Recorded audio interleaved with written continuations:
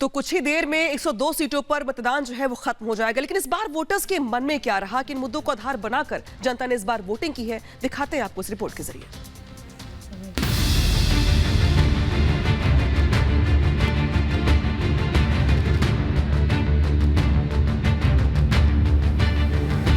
पहले चरण का मतदान, जनता ने की मन की बात। गर्मी में भी वोटर्स का जोश, किन मुद्दों पर पब्लिक ने दिया जनादेश। लोकसभा चुनावों के पहले चरण की जिन सीटों पर वोटिंग हुई, वहां वोटर्स का जोश हाई दिखा। उत्तर से दक्षिण तक, आम से लेकर खास तक, लोकतंत्र के महापर्व में शामिल होने के लिए लोग सुबह से ही बूथों पर कतार में लगे हुए थे। उत्तराखंड से लेकर राजस्थान तक और यूपी से लेकर बंगाल तक सुबह से ही लोग घरों से निकले और अपने पसंद के उम्मीदवारों को वोट दिया। कहते हैं कि मतदान केंद्र की कतार में खड़े हुए मतदाता का मन भी ईवीएम मशीन तक पहुंचते पहुंचते बदल जाता है। मतलब जनता किस मुद्दे पर अपना वोट करेगी, ये जानना बेहद कठिन है। हमारी टीम भी इन मतदाताओं का मूड जानने के लिए ग्राउंड जीरो पर उतरी थी। इस दौरान अलग अलग लोगों ने अपने मन की बात हमारे साथ साझा की। स्वस्थ भारत और समृद्ध भारत और विकसित भारत, ये एक गारंटी है। लेकिन ये विरोधी तो कह रहे हैं कि मोदी आ गए तो मोदी संविधान बदल दें। अगर विरोधी अगर विरोध नहीं करेंगे तो उनकी राजनीति कैसे चलेगी? वो तो राजनीति करनी है, उन्हें भी तो वो करना है कुछ। सर आप किस विरोध तो करना उनका कर्तव्य है, विरोध तो करना है, करते रहो, करते रहने क्या है। और जिस फल पे जिस वृक्ष पे बहुत फल लगते हैं, पत्थर उसी को लगते हैं, किसी खाली वृक्ष को पत्थर नहीं लगते। कि जिन लोगों ने काम किया है, काम करेंगे और जिनके पास भारत को विश्व महाशक्ति बनाने का एजेंडा है, 25 साल का रोड प्लान है। ये विरोधी कह रहे हैं चुनाव आखिरी है, फिर नहीं होगा चुनाव। सर विरोध का काम विरोध करना होता है। ये रामायण में भी हुआ, महाभारत में भी हुआ और वर्तमान में भी हो रहा है। लेकिन जीत हमेशा सत्य की हुई, आज भी हो रही है, पहले भी हुई है और भविष्य में भी होगी। 370 धारा खत्म हो गई है। पंडित तो ये खड़गे साहब एक दिन बोले कि ये 370 से यूपी वालों को क्या मतलब, मोदी जी जब जम्मू कश्मीर जाए तब 370 तो मतलब है देश का, मतलब समझो देश का है, कोई यूपी से मतलब थोड़ा ही है। देश का सत्यानाश हो जाएगा अगर पार्टी ना बनी तो। ये ऐसा क्यों मतलब सामुदायिक मामला पैदा हो रहा। कोई कुछ कह रहा, कोई कुछ कह रहा, राशन खा रहे, रोड देते नहीं। कुछ मतदाताओं के लिए स्थानीय मुद्दे अहम थे, तो कुछ ने राष्ट्रीय महत्व के मुद्दों को अपने मतदान का आधार बनाया है। बहुत से वोटर्स ने खेती किसानी पर अपना सियासी मूड बनाया, तो कुछ मतदाताओं ने विकास और दुनिया में भारत के दबदबे के आधार पर अपना नेता चुना। अब ये देखिए पूरा परिवार वोट देने के लिए निकला है स्कूटी पर। स्कूटी पे तो ज्यादा लोग हो गए, 3 है जी, 3.5 है बच्चा को। 3.5 है जी। वोट देने जा रही हैं? वोट दे दिया? वोट दे दिया। तो क्या सोच के वोट, ये उंगली में कहाँ दिख रहा निशान? ये वाली उंगली में। तो क्या सोच के वोट दिया? बस यही कि जो हमारे उम्मीदवार हैं उनका जीत हो और वे विकास करें, विकास के लिए। विकास हो रहा है? अभी कहाँ, अभी तो वोटिंग चल रही। तो विकास हुआ अब तक पहले? हाँ पहले भी हुआ है, आगे भी होगा। कुछ मिल रहा है? मोदी जी कुछ दे रहे हैं? हाँ बहुत दे रहे हैं। क्या? बस रोजगार भी मिल रहा, सब मिल रहा, सिलेंडर, राशन सिलेंडर सब कुछ मिल रहा। राशन भी मिल रहा और सब कुछ मिल रहा, सब चीज मिल रही। क्या क्या मिल रहा? राशन भी मिल रहा, सिलेंडर भी है। और आप बताइए।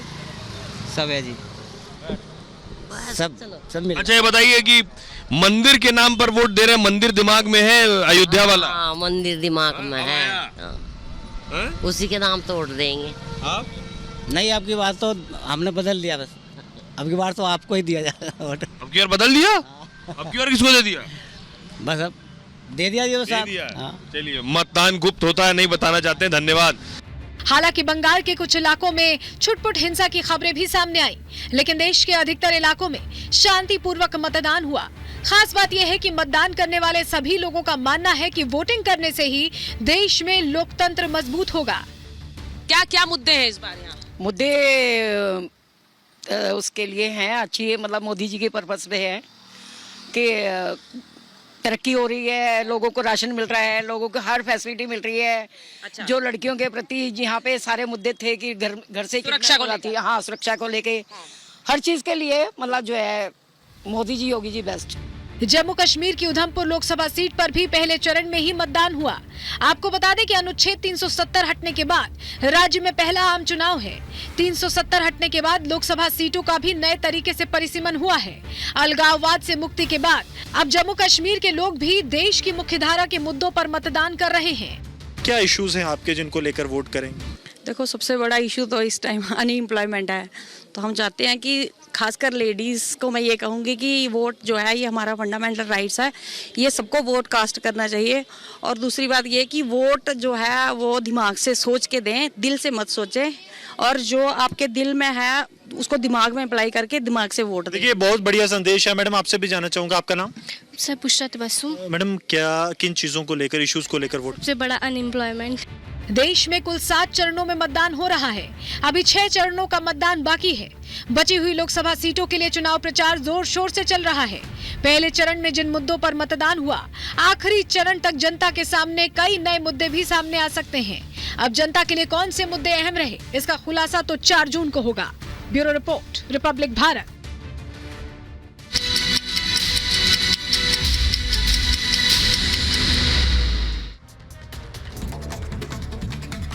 और चलिए अब रुक करेंगे 2 मिनट में भारत का। मध्य प्रदेश की सबसे पहले बात करते हैं। यहाँ प्रधानमंत्री नरेंद्र मोदी पहुंचे मतदाताओं के बीच और उन्होंने कहा कि ये चुनाव सिर्फ सांसद चुनने का नहीं, देश के भविष्य का चुनाव है। अपने कर्तव्य का निर्वहन करें। 2024 का ये चुनाव सिर्फ एक सांसद चुनने का चुनाव नहीं है, ये देश का चुनाव है। देश के भविष्य को सुनिश्चित करने का चुनाव है। बागपत में मुख्यमंत्री योगी आदित्यनाथ की माफियाओं को 2 टूक कहा। अब यूपी में दंगे कर्फ्यू नहीं है, माफिया का राम नाम सत्य कर दिया जाता है। व्यापारी की सुरक्षा पे अगर किसी ने सेंध लगाई तो अयोध्या में तो रामलला विराजमान है, लेकिन उस माफिया और उस अपराधी का राम नाम सत्य है, तय है। इस बात को देख लेना।